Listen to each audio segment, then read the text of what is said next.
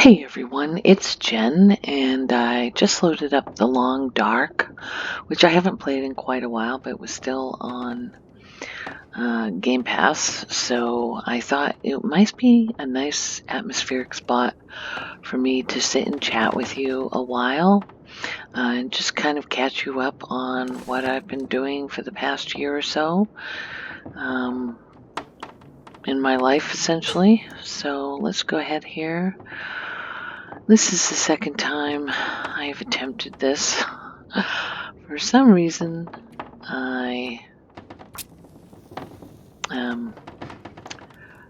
the audio wasn't recording. I don't know what I did, but it had somehow stopped recording. Hopefully this will work properly this time.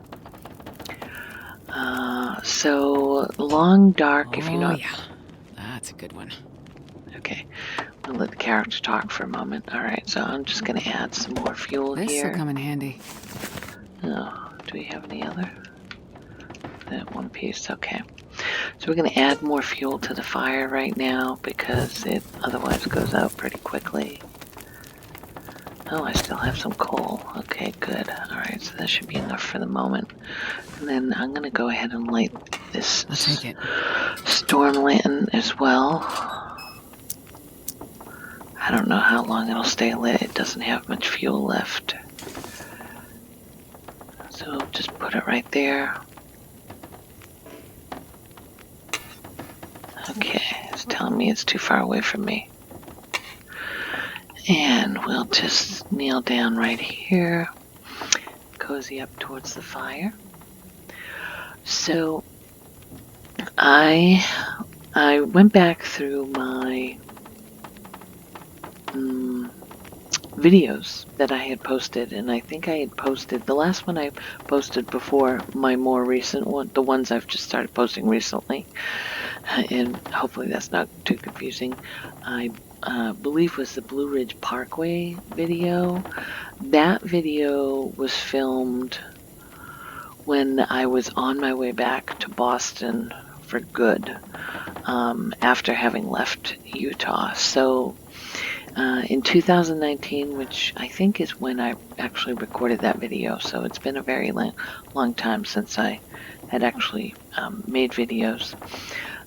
In 2019, my dad passed away in the middle of the summer, and I had gone back to Boston before he died to spend some time with him, and then to also, we knew he was gonna be passing away soon, so I had gone also, I stayed and helped my mother with a lot of the estate stuff and just sort of dealing with, things that happen that you have to take care of after somebody dies. So I stayed in Boston over the summer of 2019.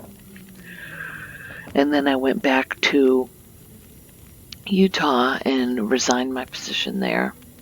And I gave like a month's notice, and I spent that month sort of packing up my apartment and getting rid of stuff. For the most part, like, I decided not to, like, most of the furniture I owned there was all cast-offs from other people who lived on property, and like pieces I had picked up from thrift stores, because I knew I wasn't going to stay at that location long term. And so I didn't want to invest a lot of money in furniture and things of that nature. In hindsight, I was certainly glad I hadn't, because I ended up giving most of it away before I moved. When I went back to Boston the first time before my dad passed, I knew that eventually I was going to quit my job, so I took a bunch of the most important things back with me, and I drive a Jeep Grand Cherokee, so it fits a fair amount. And so basically, when I left Utah the second time, after sort of wrapping everything up at work and with the condo that I lived in, I had one more carload of stuff essentially, and everything else was either given away. I did ship some things back to Boston. I don't know, maybe like 5 boxes worth of stuff I shipped, but for the most part, I just gave stuff away and if it didn't fit in my vehicle. So when I left Utah for good, I went to, my first stop was actually a monastery about an hour from Farmington. I believe it actually is in, I want to say New Mexico, but it was about an hour from Farmington. And it was actually a monastery that I stumbled across 2 years earlier when I was headed towards Utah for the first time because I had just accepted the job at Lake Powell. So I don't know if I've ever mentioned this before, but a lot of times when I'm doing these long distance drives, which I enjoy, but I don't enjoy driving the interstate. I prefer to get off and the interstate and drive like back roads, US highways, which is the older highway system, cross-country highway system. I prefer those roads. They're more relaxing. There's less traffic, certainly a lot less truck traffic, which is, I don't know, if you drive a lot on long distance trips, like the truck traffic on the roads beside you can get really frustrating and tiring after a while because you're almost constantly being buffeted by trucks, the 18-wheelers and everything, especially if the weather turns bad or anything like that. So I'm not always able to make an entire trip on US highways, usually because of time constraints, but when I can, like say if I'm spending a week driving cross country, I'll try and at least get off the interstate for 1 or 2 days out of that drive. So on my first drive out to Utah for the job, I had just stumbled across this monastery, and I stopped in because I knew it was a Catholic monastery, and I've frequently stayed at Catholic monasteries as a guest at several different places, and so I just stopped in just to kind of take a look-see at their chapel, and see if anybody was around, see if they had a bookshop, a gift shop or anything like that. And it must have been around Easter time. It wasn't Easter Sunday, but it was maybe Good Friday or something like that. And so there was a service on, so I stayed for the service. And then after the service was over, one of the nuns came up to me and asked me if I wanted to stay and have dinner. So I stayed and had dinner with a guest who was staying overnight there. When you are a guest at monasteries, you usually don't eat with the sisters or the brothers. You eat in the guest house, but they may either bring food to you or if you bring food yourself. So of course, since I hadn't made any plans to stay there, I was just traveling and happened to run past the place. I didn't have any food, so they provided me with dinner, and me and the other guest, and then, I don't know, we stayed and chatted for a while. And then one of the nuns came and asked me if I wanted to stay overnight. And I was like, I had already made a reservation in Farmington at a hotel, and it was already like past the sort of cancellation hour. When normally you can cancel a reservation up by like 6 p.m. So it was probably like 7 p.m. already. And I was like, oh, I would love to stay, but I've already have a reservation. And I just decided to go and stay at the place I was paying over $100 a night for instead of staying at the guest house. But, I always had it in the back of the mind that I would go back to this monastery and stay there. So I did that on the way back to Boston. For my final trip home. So I had made an arrangement to stay there for like 2 or 3 nights, and on the day that I was leaving there was a party for one of their benefactors. So a lot of the property that the monastery owns was actually purchased for them, or they received a large donation in order to buy it from this woman a New Mexican woman who has a large family, and she must be very wealthy. And so it was her birthday, and I think it was like her 80th birthday or something like that. So they were throwing a party for her at the monastery guest house, and there, like, all the nuns were out and running around doing things, and the woman's like huge family was there. Like, there must have been like 80 to 100 people there. So they invited me to stay. I was getting ready to leave, and they said, "Hey, why don't you know, stay for the party and everything?" So I stayed for the party. I I took pictures of everybody. Like, I took pictures of all the nuns with their St. Michael statue, which I think this woman had bought for them. And I took family photos for everyone using all their cameras. So it was really fun. I was glad I stayed because I was like the only stranger there, so I was the perfect person to take photos of everybody, using everyone's, cell phone cameras and stuff. So that was nice. So from there, I went to Santa Fe, which is a really great town. I really enjoy it. It's a bit touristy. Um, but I hadn't been there in a long time, so I went to Santa Fe and went to visit some of the art galleries and the museums there. And while I was there, I lost my keys to my car.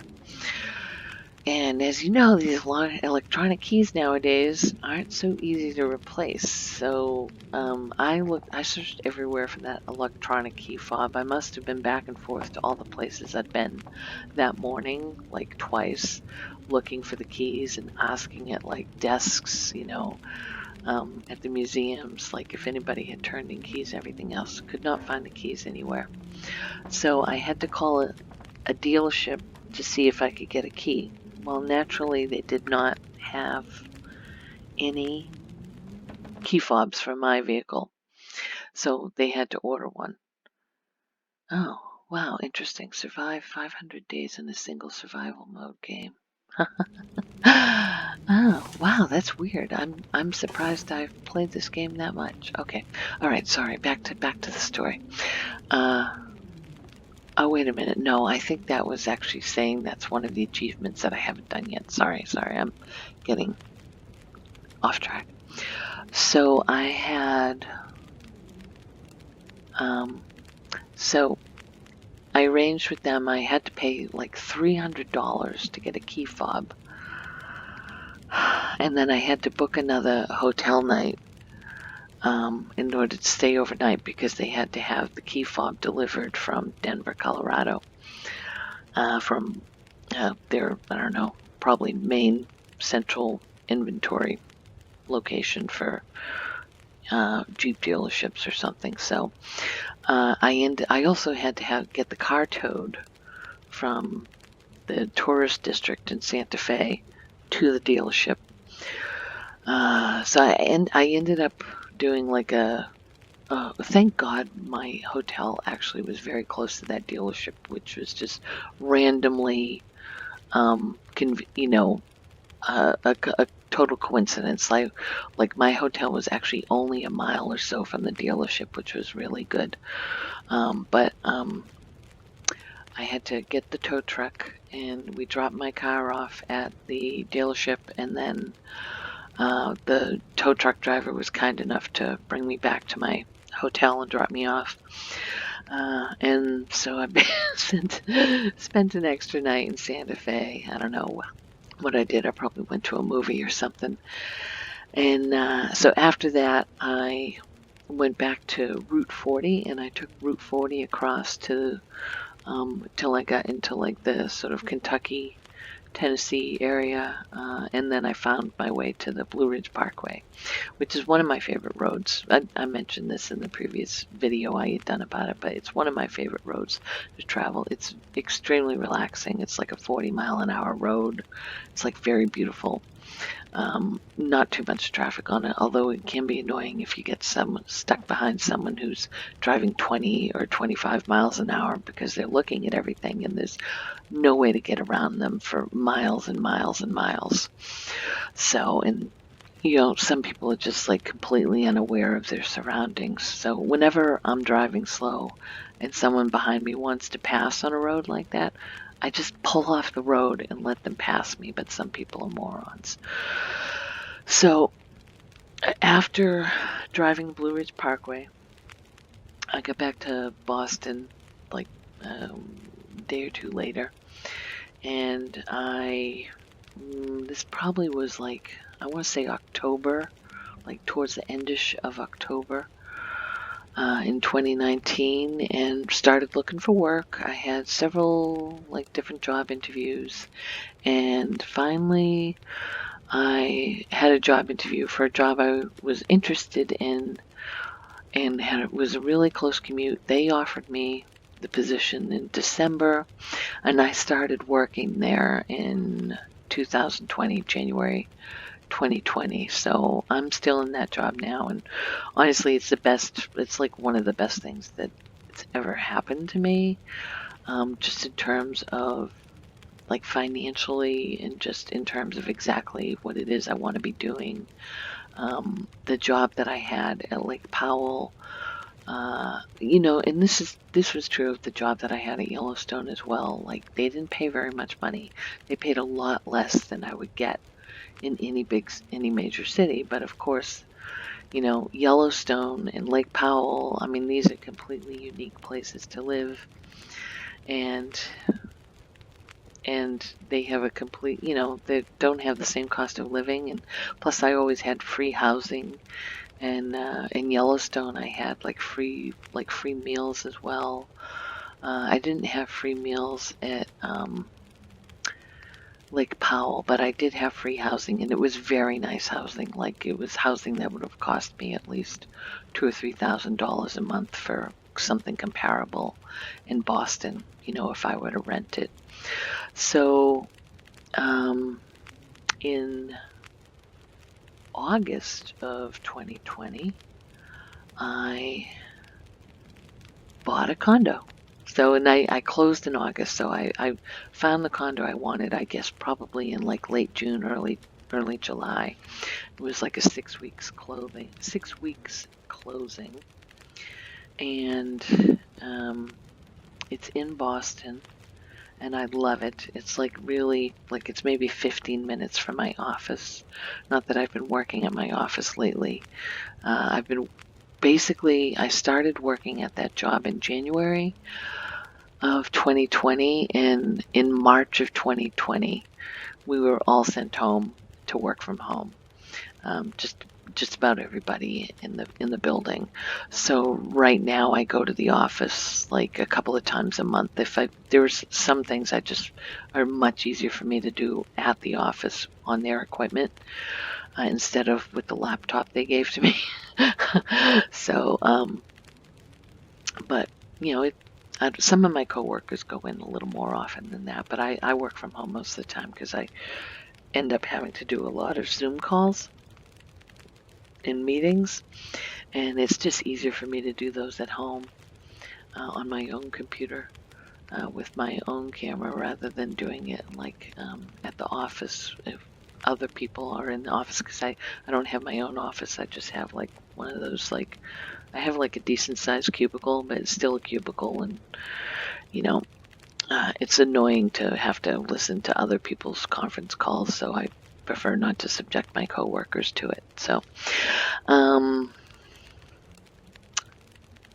and okay, so where was I? Yes, so I bought the condo in August, moved in August, and immediately started changing things. What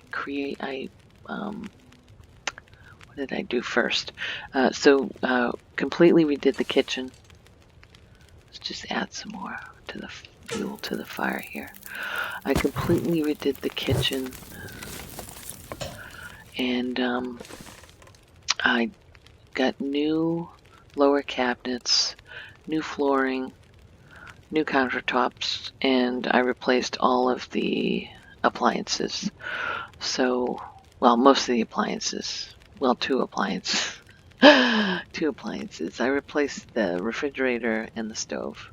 Uh, I got like brushed steel refrigerator and a sort of a similar matching stove, both by the same company. Um, so all that took took a while to get all of that done, and then I decided I wanted to repaint as well, because the paint in this unit it's just the absolute worst color. It was like this flat bluish grayish tinged white. Like it's just I still have it in my office. I didn't have them paint the office just because I have a ton of white in this room, so I thought I'm just gonna leave it for now. Plus, it was the one room where I had like basically everything that needed to be out of the way when people were working on things. I moved into this room, so I just didn't want to deal with disturbance and everything. But eventually, I may get around to painting this office or not. It doesn't matter.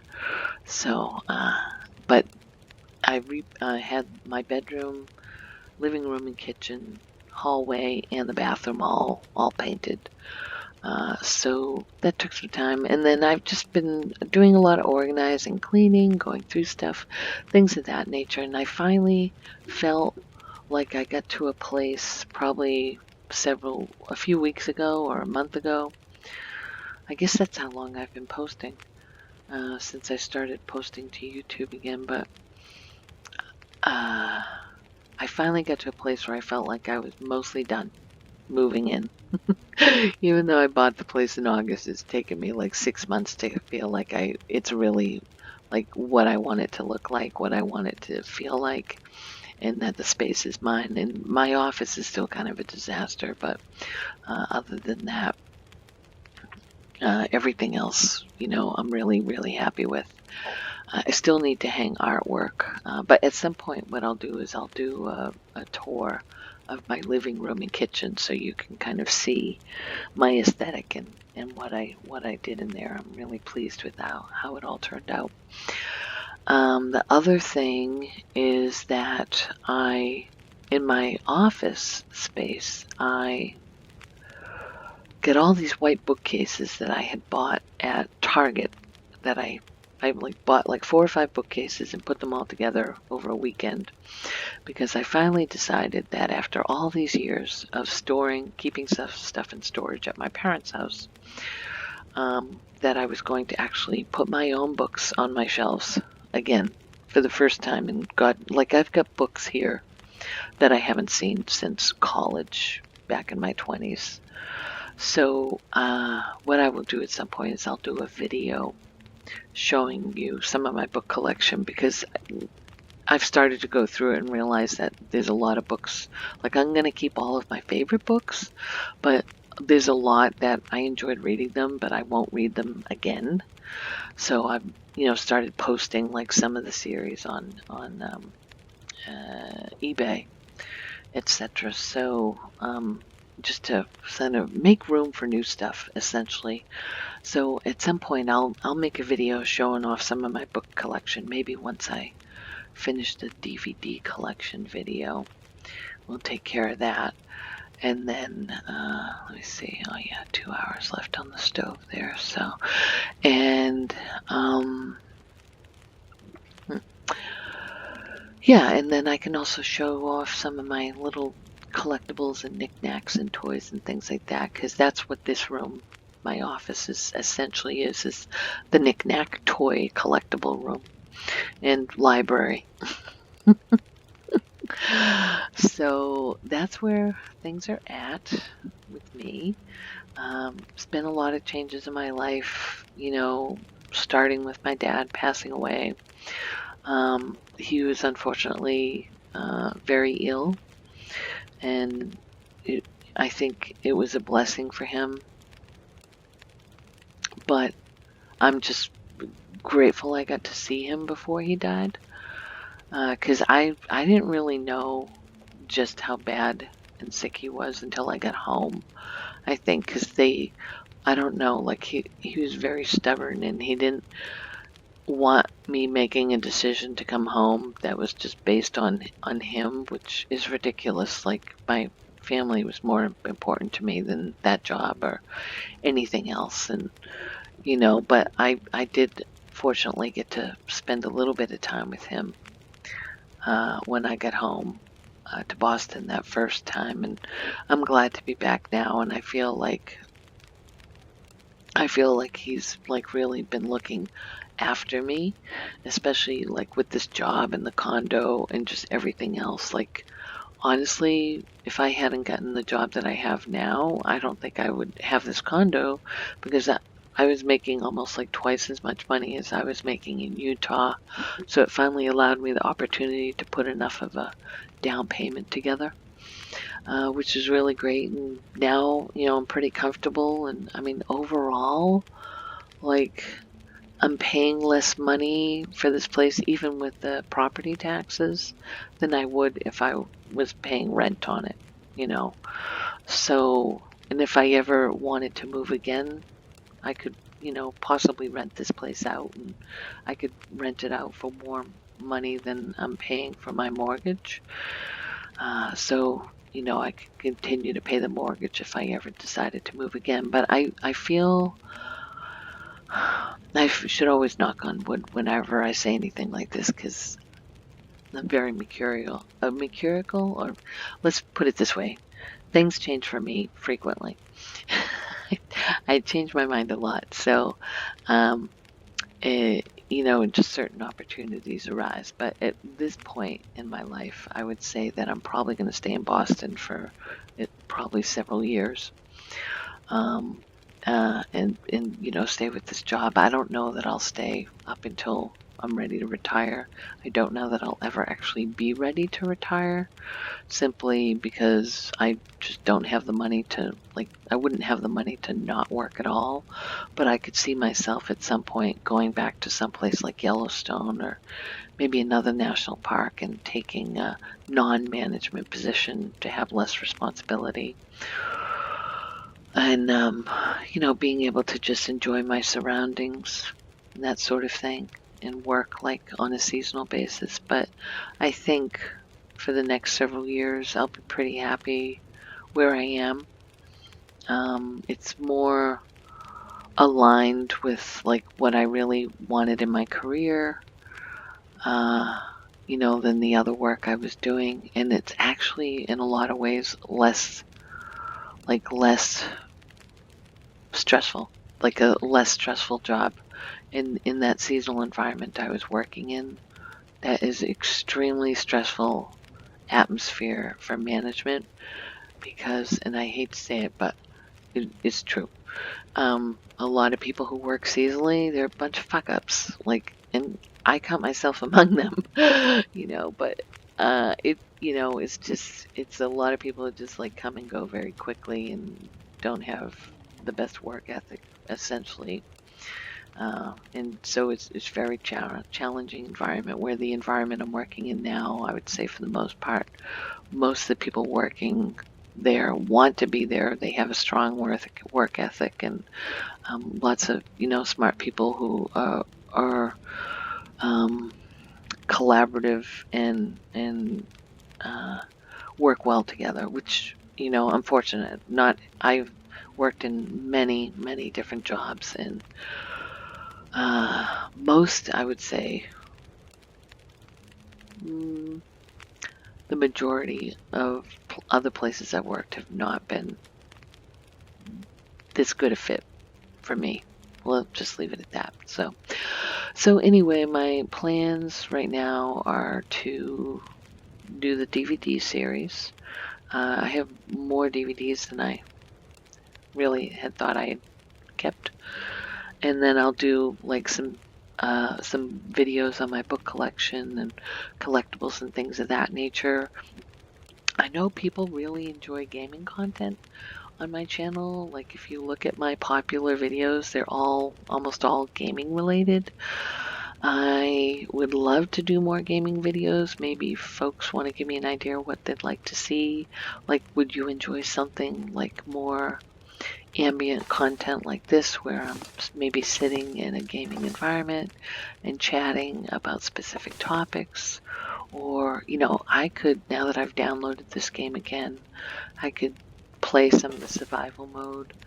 I could do more Fallout 76, maybe do something like when I'm logging in to do like dailies in Fallout 76. I could record then and just kind of ramble while I'm doing the dailies.